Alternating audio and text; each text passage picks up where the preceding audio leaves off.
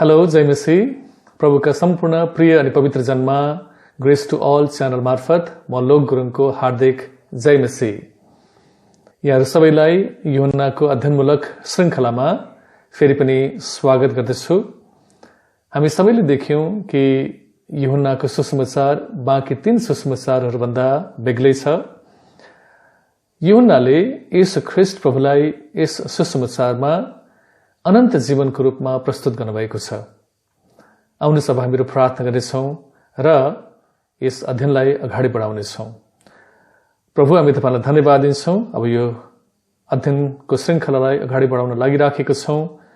प्रभु, प्रार्थना गर्दछौं पवित्र आत्मा तपाईले हामीलाई समझ शक्ति दिनुहोस्, ज्ञान दिनुहोस्, बुद्धि दिनुहोस्, ताकि तपाईको वचनलाई अझै गहिराईमा गएर हामीले बुझ्न सकौं।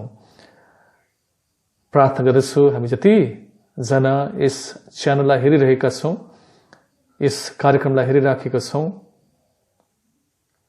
प्रभु म प्रार्थना गर्दछु तपाई प्रभुले हामी सबैलाई आशीर्वाद दिनुहोस्, तपाईको समझ शक्ति दिनुहोस्, बुद्धि ज्ञान दिनुहोस्, ताकि तपाईको वचनलाई हामीले बुझ्न सकौं। पवित्र आत्मा तपाईको वचनलाई अध्ययन गर्दाखेरि हामीलाई बुझ्नका लागि अनुग्रह गर्नुहोस्। सबैलाई समझ शक्ति दिनुहोस्। प्रभु, हाम्रो हृदयको कान खोलिदिनुहोस्, हृदयको हाम्रो समझ शक्तिलाई खोलिदिनुहोस्, ताकि हामी तपाईं प्रभुको वचनमा अझ गहिरेर जान सकौं र सिकेका सबै कुराहरू हाम्रो जीवनमा लागू गर्न सकौं।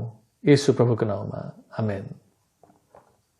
यसअघि यूहन्नाले आफ्नो प्रस्तावनामा येशू ख्रीष्ट प्रभुलाई परमेश्वरको मन, विचार अनि वचनको रूपमा प्रस्तुत गर्नुभएको छ। अब 19 पददेखि यूहन्नाले येशू ख्रीष्ट प्रभुको जीवनमा घटेका ती ऐतिहासिक घटनाहरूलाई प्रारम्भ गर्दछन्। 1 अध्यायको 19 पददेखि 2 अध्यायको 11 पदसम्म करिब 1 हप्ताको समय अवधिभर येशू ख्रीष्ट प्रभुले गर्नुभएका विभिन्न कार्यहरूको विस्तृत वर्णन यूहन्नाले यहाँ गरेका छन्। आउनुहोस् अब हामीहरू 1 अध्यायको 19 पद र 20 पदलाई पढ्नेछौं। जब यरुशलेमबाट यहुदीहरूले पुजाहारीहरू र लेवीहरूलाई उनी कहाँ तिमी को हौ भन्ने कुरा सोध्न पठाए, तब यूहन्नाको गवाही यो थियो, उनले स्वीकार गरे अनि इन्कार गरेनन् र म ख्रीष्ट होइन भने स्वीकार गरे। यिनीहरू यहुदी महासभाका सदस्यहरू हुनुपर्छ। हालका दिनहरूमा यूहन्नाले गरिराख्नु भएको सेवकाईको बारेमा आवश्यक छानबिन गरेर एउटा प्रतिवेदन महासभालाई बुझाउनको निम्ति यो टोली अहिले यर्दन नदी पारी बेथानिया भन्ने ठाउँमा आएका छन्, जहाँ यूहन्ना आफ्ना चेलाहरूसँग यहुदीहरूको एउटा ठूलो जनसमूहलाई पश्चातापको बप्तिस्मा दिइराख्नु भएको छ। यूहन्ना जकरियाका सुपुत्र थिए र जकरिया को थिए? जकरिया यरुशलेम स्थित मन्दिरको एउटा पुजारी हुनुहुन्थ्यो र स्वाभाविक रूपमा मानिसहरूको अपेक्षा थियो कि ठूलो भएपछि यूहन्नाले आफ्नो बुबाको बिडो थाम्नेछन् र तिनलाई मन्दिरको काममा सहायता गर्नेछन्। तर अहिले जुन प्रकारले यूहन्नाले सेवकाई गर्दै हुनुहुन्थ्यो, जुन प्रकारको काम उहाँले गर्दै हुनुहुन्थ्यो, त्यसले यहुदीहरूको मनमा धेरै प्रश्नहरू उब्जाएको थियो। यहुदीहरूको मनमा धेरै सन्देह, आशंकाहरू उब्जाएको थियो र यही कुरालाई छानबिन गर्न र यथार्थ के हो, वास्तविकता के हो, यी सबै कुरा बुझेर हुन सके यूहन्नालाई यहुदी मतमा अथवा यहुदी मार्गमा फर्काउनका लागि यी पुजारीहरू र लेवीहरू यूहन्ना कहाँ बातचित गर्नका लागि आएका थिए। यूहन्नाको सेवकाईले धेरै मानिसहरूको ध्यानलाई आकर्षित गरिरहेको थियो र कतै यिनै नै मसीहा त होइनन् भन्ने आशंका पनि मानिसहरूमा जगाइरहेको थियो। आउनुहोस् एउटा पदलाई पढ्नेछौं। यो पद हो लुका 3 अध्यायको 15 पद। जब मानिसहरू प्रतीक्षा गरिरहेका थिए र सबै आफ्ना मनमा यूहन्नाको विषयमा सायद यिनै नै ख्रीष्ट हुन् कि भने विचार गरिरहेका थिए। अब म हामी सबैको निम्ति पद 21, 22 र 23 पढ्न गइराखेको छु। तब तिनीहरूले उनलाई सोधे, तब के तिमी एलिया हौ? उनले भने म होइन। के तिमी त्यो अगमवक्ता हौ? उनले जवाफ दिए होइन। तिनीहरूले उनलाई भने, तिमी को हो? हामीलाई भन र हामीलाई पठाउने हुनेहरूलाई हामी जवाफ दिन सकौं। तिमी आफ्नो विषयमा के भन्छौ?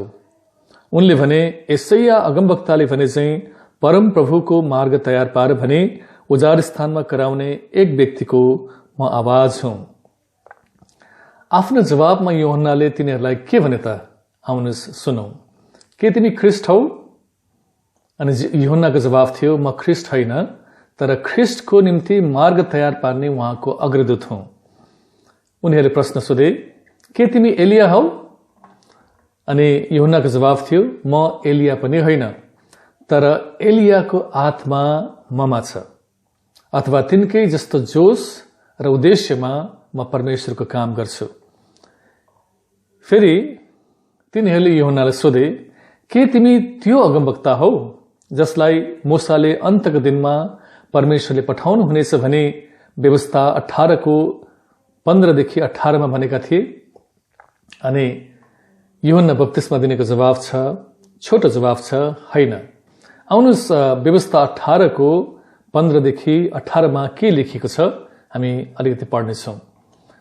परम प्रभु तिमीहरूका परमेश्वरले तिमीहरूका आफ्नै दाजुभाइ मध्येबाट म जस्तै एकजना अगमवक्ता तिमीहरूका निम्ति खडा गर्नुहुनेछ। तिमीहरूले तिनको कुरा सुन्नु, किनकि अब उपरान्त परम प्रभु हाम्रा परमेश्वरको स्वर सुन्न नपरोस् र यो डरलाग्दो अग्नि कहिले हेर्न नपरोस्, नत्र त हामी मर्नेछौं भने होरे पर्वतमा सभाको दिन परम प्रभु तिमीहरूका परमेश्वरसँग तिमीहरूले यही बिन्ती गरेका थियौ। परम प्रभुले मलाई भन्नुभयो, तिनीहरूले ठिकै भनेका छन्। तिनीहरूका निम्ति तिनीहरूका दाजुभाइ मध्येबाट त जस्तै म एकजना अगमवक्ता खडा गर्नेछु। म मेरो वचन तिनको मुखमा हालिदिनेछु र मैले आज्ञा गरेका सबै कुरा तिनले तिनीहरूलाई भन्नेछन्। आउनुहोस् अब हामीहरू केही वचनको खण्डलाई हेर्नेछौं। 1 अध्यायको 22, 23 र 24 पद म हामी सबैको निम्ति पढ्न गइराखेको छु। तिनीहरूले उनलाई भने, तिमी को हो? हामीलाई भन र हामीलाई पठाउनेहरूलाई हामी जवाफ दिन सकौं। तिमी आफ्नो विषयमा के भन्छौ? उनले भने, यसैया अगमवक्ताले भने चाहिँ परम प्रभुको मार्ग तयार पार भने उजार स्थानमा कराउने एक व्यक्तिको म आवाज हुँ। तिनीहरूलाई फरिसीहरूले पठाएका थिए। वास्तवमा यूहन्ना को थिए भने जान्न तिनीहरूले यूहन्नालाई थप प्रश्न गरे, तिमी को हो? तिमी आफ्नो विषयमा के भन्छौ? हामीलाई स्पष्ट रूपमा बताऊ ताकि यरुसलेमलाई गएर हामीले सही प्रतिवेदन दिन सकौं। यूहन्नाले के जवाफ दिए? आउनुहोस् हामी सुन्नेछौं। यसैया अगमवक्ताले भने चाहिँ परम प्रभुको मार्ग तयार पार भने उजार स्थानमा कराउने एक व्यक्तिको म आवाज हुँ। यसैया 40 अध्यायको 3 पदमा लेखिएको छ, कसैले बोलाइरहेको एउटा आवाज सुनिन्छ, मरुभूमिमा परम प्रभुको निम्ति बाटो तयार गर, उजार स्थानमा हाम्रा परमेश्वरको निम्ति मूल बाटो समतल बनाऊ। यूहन्नाले आफूलाई ख्रिस्ट भनिकन भनेनन्। यूहन्नाले आफूलाई ख्रिस्ट भनी दावी गरेनन्। यूहन्नाले के भने, म उजार स्थानमा कराउने एक व्यक्तिको आवाज हुँ। येशू प्रभु वचन हुनुहुन्छ र यूहन्ना चाहिँ आवाज हुनुहुन्छ। येशू प्रभुको निम्ति उहाँ अग्रदूत बनेर उहाँ अघि आउनुभयो र उहाँले उजार स्थानमा मानिसहरूलाई पश्चातापको वचन दिनुभयो, पश्चातापको सन्देश सुनाउनु भयो र साथसाथै मानिसहरूलाई पश्चातापको बप्तिस्मा दिनुभयो। बाटो तयार पार्नु भनेको के हो? बाटो तयार पार्नु भनेको मानिसहरूको कठोर हृदयलाई परमेश्वरतर्फ झुकाउनु, परमेश्वरमा पश्चातापी गराउनु हो र येशू प्रभुको आगमन बारे मानिसहरूमा चेतना जगाउनु, मानिसहरूलाई जागरुक गराउनु र उहाँलाई स्वागत गर्नको निम्ति मानिसहरूलाई तयार पार्नु हो। आउनुहोस् अब हामीहरू फेरि केही वचनहरू पढ्नेछौं। 25, 26, 27, 28 पद हामी पढ्न गइरहेका छौं। अनि तिनीहरूले उनलाई सोधे, तिमी ख्रिस्ट पनि होइनौ, एलिया पनि होइनौ, त्यो अगमवक्ता पनि होइनौ भने किन बप्तिस्मा दिन्छौ? यूहन्नाले तिनीहरूलाई जवाफ दिए, म त पानीले बप्तिस्मा दिन्छु, तर तिमीहरूका माझमा एकजना खडा हुनुहुन्छ जसलाई तिमीहरू चिन्दैनौ। म पछि आउनुहुने उहाँ नै हुनुहुन्छ। उहाँका जुत्ताको फित्ता खोल्ने योग्य म छैन। यी कुरा यर्दन नदी पारी बेथानियामा भएका थिए, जहाँ यूहन्नाले बप्तिस्मा दिइरहेका थिए। दुई कारणहरूले गर्दा यूहन्नाले बप्तिस्मा दिएको यहुदीहरूलाई चित्त बुझिरहेको थिएन।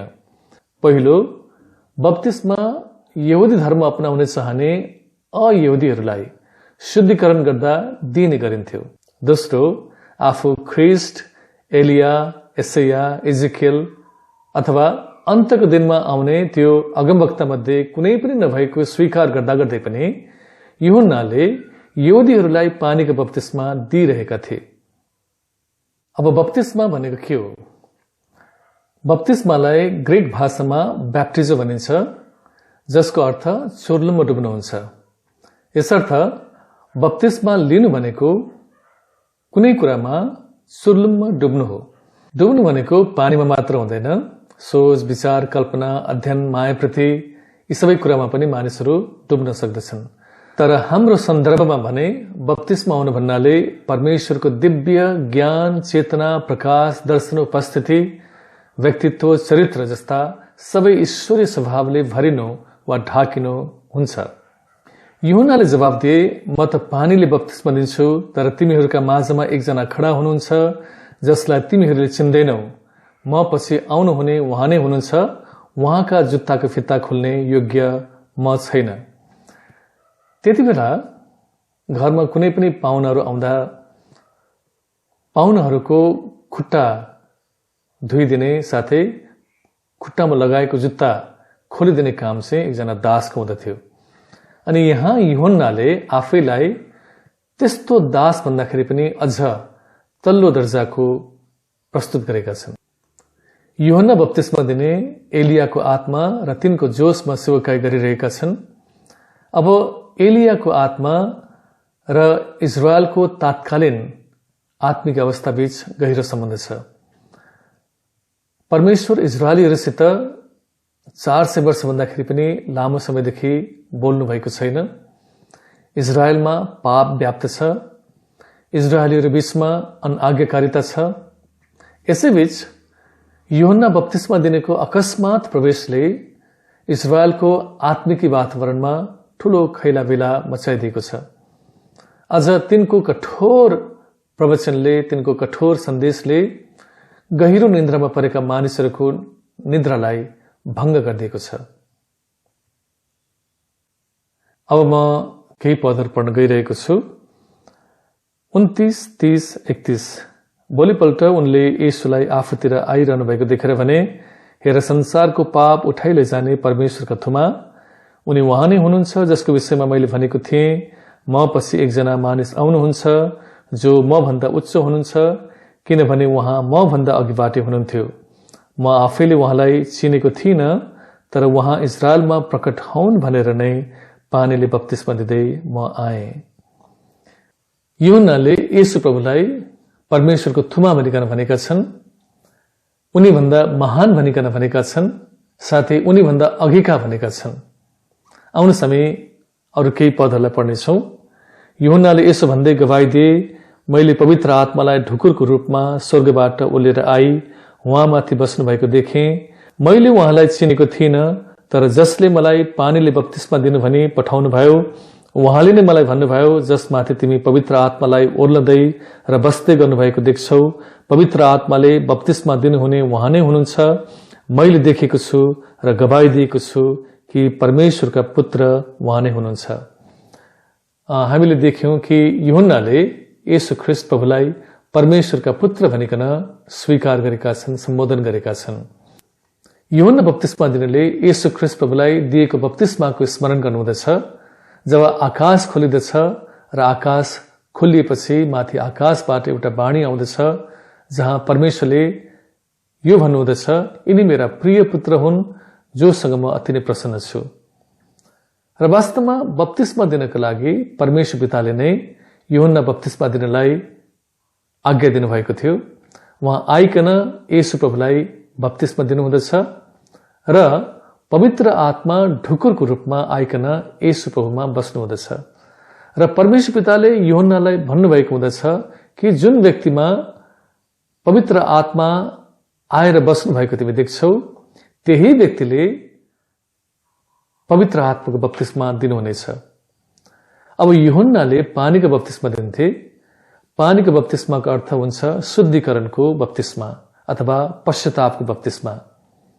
तर त्यो बप्तिस्माले मानिसलाई जीवन दिन सक्दैन थियो, किनभने जीवन दिने बप्तिस्मा चाहिँ पवित्र आत्माको बप्तिस्मा हो, जुन बप्तिस्मा चाहिँ स्वयं येशू ख्रीष्ट प्रभुले दिनुहुने थियो।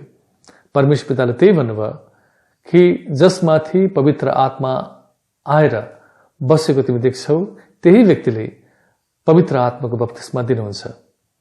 यूहन्नाले दिने बप्तिस्मा चाहिँ पश्चातापको बप्तिस्मा थियो, शुद्धिकरणको बप्तिस्मा थियो। तर येशू प्रभुले दिन लाग्नु भएको बप्तिस्मा चाहिँ आत्माको बप्तिस्मा थियो।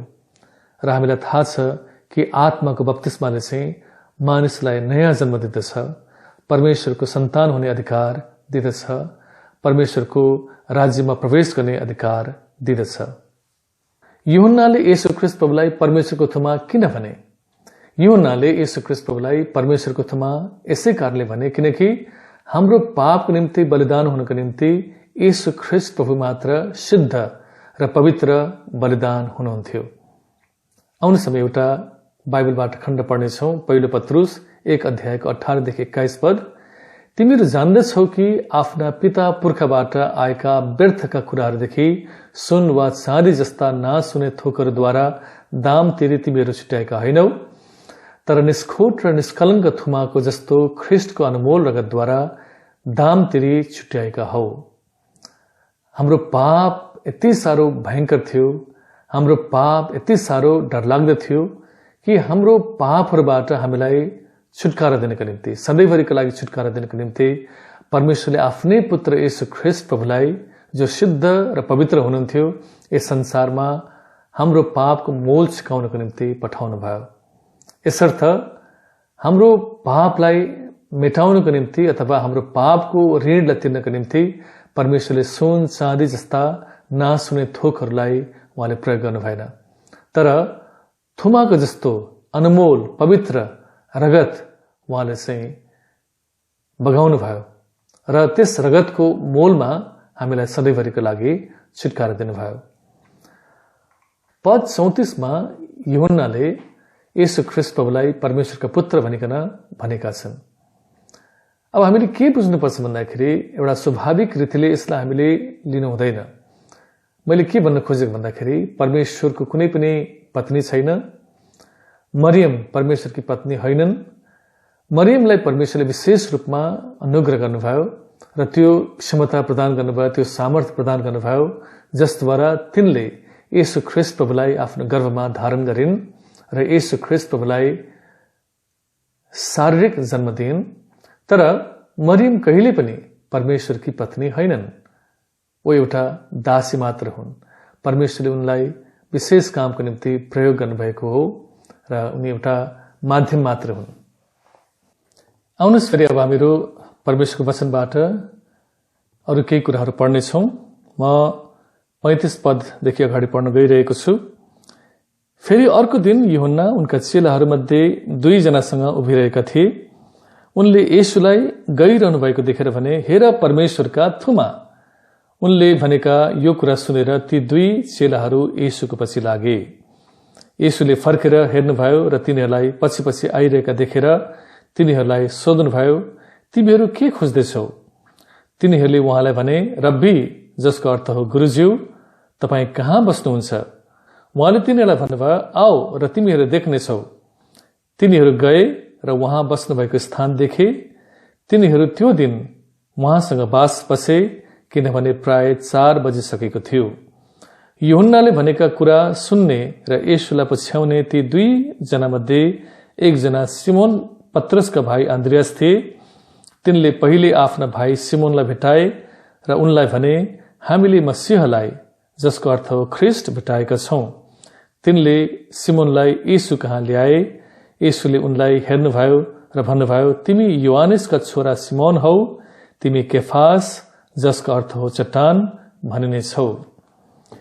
यूहन्ना बप्तिस्मा दिनेले येशू ख्रीष्ट प्रभुलाई दोस्रो पल्ट परमेश्वरका थुमा भनिकन सम्बोधन गरेका छन्। यूहन्नाका 2 चेलाहरूमध्ये एउटा चेलाको नाम अन्द्रियास थियो भने अर्को चेलाको नाम हामीलाई थाहा छैन, किनभने बाइबलले हामीलाई यसबारेमा बताएको छैन। हुन सक्दछ अर्को चेला प्रेरित यो नै थिए कि हामीलाई थाहा छैन।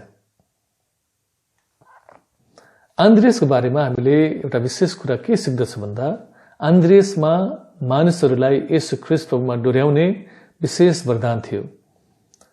आन्द्रियसको यस जीवनबाट हामीले एउटा कुरा के सिक्न सक्दछौँ भन्दा हामीले पनि हाम्रा छरछिमेकीहरूलाई, परिवारमा नबाचेका हाम्रा प्रियजनहरूलाई येशू ख्रीष्ट प्रभुमा डोर्याउन सक्दछौँ। धेरै यस्ता सेवकाईहरू छन् जुन सेवकाईहरू आन्द्रियसको यस सेवकाईबाट प्रभावित भएका छन्, जुन मध्ये अपरेसन एन्ड्रे भन्ने एउटा सेवकाई छ, जुन सेवकाईले चेलापनको कामहरू गर्दछ। 42 पद पढ्दा हामी त्यहाँ के देख्दछौँ भन्दा आन्द्रियासले आफ्नो दाजु सिमोनलाई येशू ख्रीष्ट प्रभु कहाँ लिएर आउँदछन् र येशू ख्रीष्ट प्रभुले सिमोनलाई देखेर सिमोनलाई हेरेर भन्नुहुँदछ, तिमी पत्रुस कहलाउने छौ। बाइबलमा एक दुईवटा यस्तो ठाउँ छ जहाँ परमेश्वरले मानिसहरूको नाम परिवर्तन गर्नुभएको छ। हामी ती नामहरूलाई हेर्नेछौँ। परमेश्वरले अब्राम नामलाई परिवर्तन गर्नुभएर अब्राहम राखिदिनु भएको छ। अब्रामको अर्थ हुन्छ उच्च पिता र अब्राहमको नाम असंख्यौं मानिसहरूका पिता। परमेश्वरले साराईबाट सारा राखिदिनु भएको छ।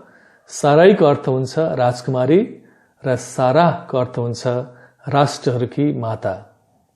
यसै गरिकन परमेश्वरले याकुब नामलाई परिवर्तन गर्नु भएर इजरायल राखिदिनु हुँदछ।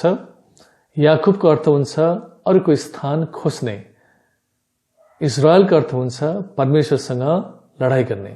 हामीलाई त्यो घटना याद छ जब याकुब अथवा इजरायल रातभर स्वर्गदूतसँग मल्ल युद्ध लडेका थिए। त्यसै गरिकन परमेश्वरले सिमोनको नाम परिवर्तन गर्नु भएर पत्रुस राखिदिनु भयो। सिमोनको अर्थ हुन्छ परमेश्वरले सुन्नुभयो अनि पत्रुसको अर्थ हुन्छ चट्टान। येशू ख्रीष्ट प्रभुले भन्नुभयो, यस चट्टानमाथि म आफ्नो कलेसिया स्थापना गर्नेछु र नरकुण्डका फाटकहरू तीमाथि प्रबल हुने छैनन्। अनि साँच्चै नै येशू ख्रीष्ट प्रभुले पत्रुसको सेवकाईद्वारा यरुशलेममा पहिलो मण्डली स्थापना गर्नुभयो। जब पत्रुस खडा भएर पवित्र आत्माको शक्तिमा प्रचार गर्नुभयो र एकै दिनमा 3000 मानिसहरूले येशू ख्रीष्ट प्रभुलाई विश्वास गरे र बप्तिस्मा लिए। अब परमेश्वरले नाम किन परिवर्तन गर्नुहुन्छ यसको बारेमा केही पनि हामीलाई जानकारी छैन। यसको बारेमा हामीलाई केही पनि थाहा छैन। परमेश्वरको सार्वभौम इच्छामा परमेश्वरले आफ्नो इच्छाको परामर्शमा सबै कामहरू गर्न सक्नुहुन्छ। तर हामीले के अनुमान लाउन सक्दछौँ भन्दाखेरि विशेष व्यक्तिहरूको जीवनमा परमेश्वरले विशेष काम गर्नको निम्ति उहाँले कहिलेकाहीँ यसरी नामहरूको परिवर्तन गर्नुभएको हामी पाउँदछौँ। बाइबलमा हुन त नाम परिवर्तन परमेश्वरले गर्नुभएको छैन, तर साउलको जीवनमा पनि परमेश्वरले काम गर्नुभयो। जब ऊ दमिश्कको बाटोमा यात्रा गरिरहेको थियो, परमेश्वरले येशू ख्रीष्ट प्रभुले साउललाई भेट्नु हुँदछ अनि साउल त्यहाँ परिवर्तन हुँदछन् र परमेश्वरले साउलको जीवनलाई परिवर्तन गर्नु भएर उनलाई अन्य जातिहरूको बीचमा परमेश्वरका दूतको रूपमा, परमेश्वरको सेवकको रूपमा नियुक्त गर्नुहुँदछ र पछिबाट हामी देख्दछौँ त्यही साउल पछिबाट चाहिँ पाउल हुनुभएको छ। आन्द्रियासले आफ्नो दाजु सिमोन पत्रुसलाई येशू प्रभु कहाँ डोर्याए जस्तै फिलिपले पनि नथानिएललाई येशू ख्रीष्ट प्रभु कहाँ डोर्याएको हामी देख्दछौँ। यो एउटा अति नै सुन्दर सेवकाई हो जो हामी सबैले गर्नै पर्छ। हामी आफैले उद्धार मुक्ति दिन सक्दैनौँ। उद्धार मुक्ति दिने कर्ता येशू ख्रीष्ट प्रभु हुनुहुन्छ। तर व्यवस्थाले जस्तै हामीले पनि मानिसहरूलाई येशू ख्रीष्ट प्रभुसम्म डोर्याउन सक्दछौँ। येशू ख्रीष्ट प्रभु देखाइदिन सक्दछौँ र बाँकी सबै काम येशू ख्रीष्ट प्रभुले गर्नुहुन्छ। यसै 11 अध्यायको 1 पदमा हामी पढ्नेछौँ, ईशैको ठुटाबाट एउटा टुसा निस्कनेछ, त्यसका जराहरूबाट निस्केको हाँगाले फल फलाउनेछ। स्पष्ट रूपमा यहाँ हामी येशू ख्रीष्ट प्रभुको बारेमा हामी पढ्दछौँ। येशू ख्रीष्ट प्रभुको जन्म यहुदाको बेथलेहममा भयो, तर उहाँको बाल्यकाल नासरतमा बित्यो। उहाँ नासरतमा हुर्कनुभयो र ठुलो हुनुभयो र उहाँ नासरत निवासी हुनुहुन्थ्यो। मत्ती 2 अध्यायको 23 पदमा लेखिएको छ, तिनी गएर नासरत भन्ने नगरमा बसे, यसरी अगमवक्ताहरूद्वारा बोलिएको वचन पूरा भयो, उहाँलाई नासरी भनिनेछ। र यहाँ नथानिएलले येशू ख्रीष्ट प्रभुको बारेमा के भन्नुहुँदछ भन्दाखेरि के नासरतबाट पनि कुनै असल थोक निस्कन सक्दछ? नथानिएलले येशू ख्रीष्ट प्रभुको बारेमा कुनै टीका टिप्पणी गर्नुभएको होइन, तर तिनले नासरत जस्तो एउटा सानो ठाउँबाट मसीहा जस्तो विशिष्ट व्यक्ति आउन सक्नुहुन्छ भन्ने सन्देह व्यक्त गरेका हुन्। हामी फेरि पनि अर्को बाइबलको खण्डलाई पढ्नेछौँ। यो हो 47 देखि अथवा 47 देखि 51 पदसम्म। येशूले नथानिएललाई आफू कहाँ आइरहेका देखेर तिनको विषयमा भन्नुभयो, एकजना पक्का इजरायलीलाई हेर जसमा कुनै छल छैन। नथानिएलले सोधे, तपाईले मलाई कसरी चिन्नुभयो? येशूले तिनलाई जवाफ दिई भन्नुभयो, फिलिपले तिमीलाई बोलाउन अघि अन्जीरको रुख मुनि मैले तिमीलाई देखेको थिएँ। नथानिएलले उहाँलाई भने, रब्बी, तपाईँ परमेश्वरका पुत्र हुनुहुन्छ, तपाईँ इजरायलका राजा हुनुहुन्छ। येशूले तिनलाई जवाफ दिई भन्नुभयो, मैले तिमीलाई अन्जीरको रुख मुनि देखेँ भनेकोले नै तिमी विश्वास गर्छौ? तिमीले यी भन्दा अझ ठूला ठूला कुराहरू देख्नेछौ। अनि उहाँले तिनलाई भन्नुभयो, साँच्चै म तिमीलाई भन्दछु, तिमीहरूले स्वर्ग उघिएको र परमेश्वरका दूतहरूलाई मानिसको पुत्रमाथि उक्लदै र ओर्लदै गरेका देख्नेछौ। येशू प्रभुले नथानिएललाई बिना छलको इजरायली भन्नुभयो। हामीलाई थाहा छ, याकुबको घटना थाहा छ, कसरी याकुबले आफ्नो दाजु इसाउ विरुद्धमा छल गरे र इसाउबाट चाहिँ ज्येष्ठ अधिकारलाई खोसे, छलपूर्ण तरिकाले खोसे। त्यसलाई भनिन्छ छली। तर नथानिएलको बारेमा येशू प्रभुले भन्नुहुँदछ कि एकजना यस्तो इजरायली जसमा कुनै पनि छल छैन। परमेश्वर सर्वज्ञानी हुनुहुन्छ, परमेश्वर सर्वव्यापी हुनुहुन्छ, परमेश्वर हाम्रा हृदयका मनका कुराहरू सबै बुझ्ने परमेश्वर हुनुहुन्छ, जान्ने परमेश्वर हुनुहुन्छ। जब नथानिएल अन्जीरको रुखमुनि बसेर प्रार्थना गर्दै थिए, येशू ख्रीष्ट प्रभुले नथानिएललाई प्रार्थना गर्दै गरेको देख्नुभयो। नथानिएल एकजना विश्वासयोग्य, एकजना बिना छलका इजरायली हुनुहुन्थ्यो। अनि हुन सक्दछ नथानिएलले इजरायलको मुक्तिको निम्ति र आउनेवाला मसीहाको निम्ति प्रार्थना गर्दै हुनुहुन्थ्यो। र येशू प्रभुले नथानिएललाई प्रार्थना गर्दै गर्दाखेरि देख्नुभयो र येशू प्रभुले नथानिएललाई यसरी चिन्नुभयो। यहाँ हामी देख्दछौँ नथानिएलले येशू प्रभुलाई दुईवटा नामले बोलाएका छन्। एउटा नाम चाहिँ परमेश्वरको पुत्र र अर्को नाम चाहिँ इजरायलका राजा। येशू ख्रीष्ट प्रभु परमेश्वरको पुत्र हुनुहुन्छ र साथसाथै येशू ख्रीष्ट प्रभु इजरायलको राजा पनि हुनुहुन्छ। उहाँ इजरायल देशको राजा होइन, तर समस्त इजरायल जातिको उहाँ चाहिँ आत्मिकी राजा हुनुहुन्छ। येशू ख्रीष्ट प्रभुले नथानिएललाई प्रतिज्ञा गर्नुभयो र भन्नुभयो, तिमीले यी भन्दा ठूल्ठूला कुराहरू देख्नेछौ। नथानिएलले येशू ख्रीष्ट प्रभुलाई, येशू ख्रीष्ट प्रभु स्वर्गारोहण हुँदै गर्नुहुँदाखेरि आफ्नै आँखाले देखे भने अब दोस्रो चोटि येशू ख्रीष्ट प्रभुलाई स्वर्गबाट फर्किँदै गर्दाखेरि देख्नेछन्, जसरी हामी सबैले पनि येशू ख्रीष्ट प्रभुलाई देख्नेछौँ। अन्तमा यहाँहरू सबैलाई फेरि पनि विनम्र आग्रह गर्न चाहदछु कि यदि तपाईँ यस अध्ययनमूलक श्रृङ्खलासँग जोडिन चाहनुहुन्छ भने कृपा गरिकन यस च्यानललाई सब्स्क्राइब गरिदिनुहोस् र आगामी भिडियोको प्रतीक्षा गर्नुहोस्। आउनुहोस् अब हामीहरू छोटो प्रार्थना गर्नेछौँ।